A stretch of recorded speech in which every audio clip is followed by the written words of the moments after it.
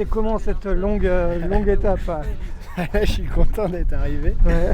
Je suis content d'être arrivé et de pas avoir une 5e nuit à faire, mais non, sinon c'était très bien. Après, on a payé cher cette option du large qui finalement n'est pas passée, alors que les derniers modèles la voyaient tous gagnante, quoi.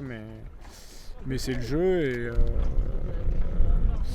et ouais, il n'y avait pas tant d'écart, hein, parce qu'au Silly, je sais pas, les premiers ils avaient peut-être 5000 d'avance sur nous, mais finalement 5000 quand c'est de la ligne droite après, c'est quasi impossible de revenir, il n'y avait pas beaucoup d'options et voilà. Après nous on a joué notre truc à fond, l'option ouest on l'a fait à fond et on n'a pas grand chose à regretter,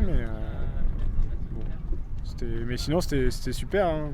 On a eu les 2 dernières nuits qui étaient vraiment, vraiment difficiles quand même, très très froides.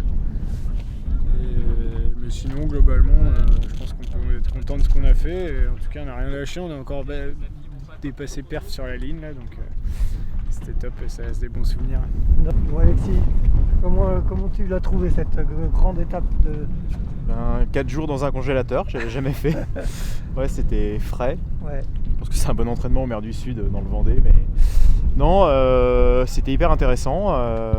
Des choix stratégiques hyper tranchés dès le début. C'était même en partant du ponton, nous on avait déjà fait notre option, comme la plupart de la flotte d'ailleurs, la même option, et on a eu la mauvaise surprise de voir que c'était pas la bonne. Bon, c'est comme ça. Heureusement, il n'y en avait pas beaucoup qui étaient dans cette option-là aussi.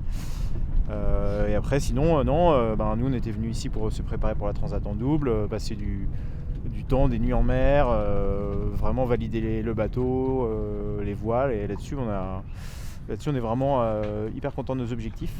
Et donc non, c'est franchement on est content, on avait plutôt une bonne vitesse en plus, pas mal d'allure, donc non, top.